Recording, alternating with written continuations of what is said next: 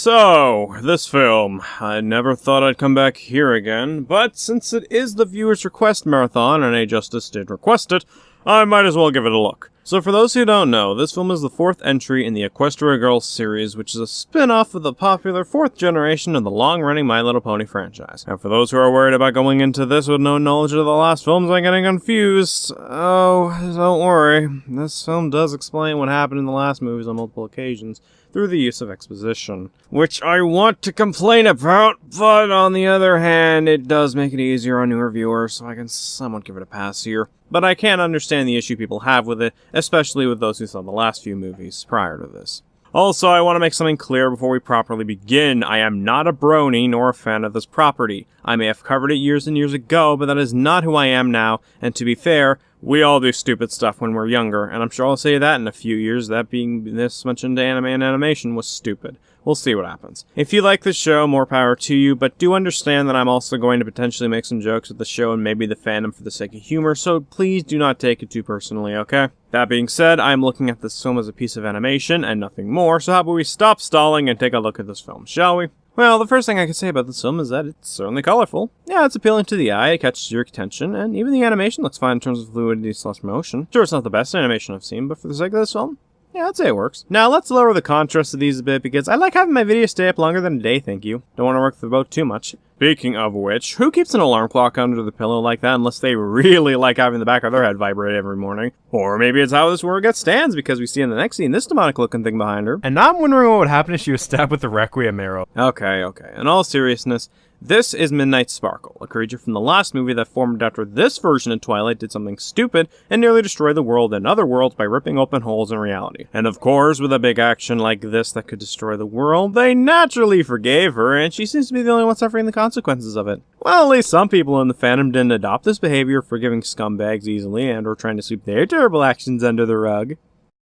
But in all seriousness, I actually do kind of like the slow character arc Twilight goes on in this film. She clearly shows regret in what she did as Midnight, and when magic does start to show up in the area the film's main plot revolves around, she's frankly terrified, because she thinks Midnight is responsible and doesn't want to use it when her friends start using their abilities. But by the end, she uses her magic and ends up getting over her fear/anxieties, admittedly really quickly with help of her friends, and even gets one of these weird-looking forms the others do get. Yeah, despite this taking place in a human-like world, it still somehow has magic in it. But yeah, I don't get it either, and I'm not going to waste much time trying to wrap my brain around it, because I don't even think they care too much about it outside of, here's form, buy it in stores now. Gee, doesn't that sound familiar? But yeah, I like the low character arc despite his quick resolution, and I also like the duality she has with the character Sunset Shimmer, who apparently had her own issues in the past movies that were, I guess, resolved thanks to the MLP version of Twilight in the first movie helping her a bit by the end.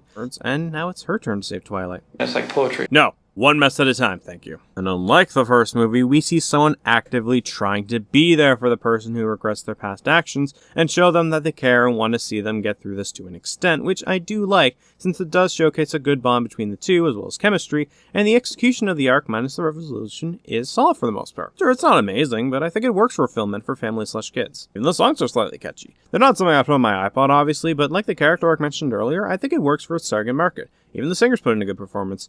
Oh, right, content ID. Basically, go look up the songs on YouTube or music sites and you'll see what I mean. Speaking of seeing, let's quickly get back to the plot. So the main leads of this film are going to a summer camp, and when they get there, they encounter a pair of siblings by the name of Gloriosa, Daisy, and Timber Spruce who want to save the camp from a guy who wants it, and it also stands on magical ground. One of these characters is almost crazy, and the film makes it nearly obnoxious with the scenes of her looking like a villain, and the other exists to be a failed red herring to the reveal, as well as a thing for Twilight to pine over. I say failed red herring because this idea comes in around 30 to 40 minutes into the film, after 2 or 3 scenes of Gloriosa looking like a baddie, and it feels like this idea was introduced a little too late as a result. Oh, and yeah, spoilers, Gloriosa turns into the antagonist, but I'll get into that later. Timber's scenes with Twilight are a little awkward to watch. I get that it was likely the point, but I don't know, it just didn't really feel a lot of chemistry with these two as characters and romantically. Also, yes, Timber, insult the guy who can turn you into your namesake. Smooth move, idiot. Oh, and the one who liked the MLP Twilight is in this movie too, I guess. Really, his role is to basically tell the audience that, hey, it's okay to move on from someone who you can't be reunited with / almost impossible to reform said bond, and, well, he does that.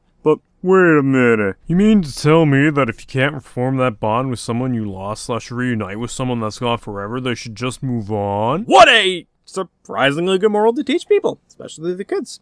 Good job, movie. Actually, despite my issues with Gloriosa's reveal, I actually don't mind her as an antagonist when she goes all out in her transformation. She's a decent slice of ham while on screen, and like the last product I looked at, she's not doing this to destroy or take over the world, but rather to save her camp that stood for generations, and her methods of doing so ultimately just do more harm than good. She wants to do good, it's just her execution, basically. Am I looking too deep into this? Yeah, pretty much, but I still like her as an antagonist regardless. Still felt the build-up was a little obnoxious though. The other characters were fine enough. In regards to both the main leads and support characters, some were less annoying than others, like Fluttershy and Rainbow Dash. Some were more annoying, but it wasn't a deal breaker for me in this case, because it wasn't annoying enough to make me fully hate them, and or stop watching, so I can give it a slight pass here. That doesn't really mean much in the grand scheme of things, but still. But yeah, I think we're done here. Overall, the film is fine. Not amazing, not terrible. It's fine enough for those who haven't seen any previous film in this series. Do I recommend it for older audiences? Not really, since the story isn't anything to write home about and some of the characters can be slightly annoying. But I'd say it does work for its target market of young kids and by extension, families. So no, this doesn't make me want to go out and watch the show again or watch the other films. But at the same time, I didn't hate it as much as I thought I did. It's an alright film. And besides, I've certainly seen worse in this show. So thank you very much, Injustice, for the request. Really do appreciate it. And that concludes this review. So next time we meet, I'll be looking at the next entry in the marathon, which is Haibane Renmei, aka Charcoal Feather Federation, requested by T-Babe27. See you then. What happened? I thought I died. Something doesn't feel right. What is it? What? Are you kidding me? I'm in.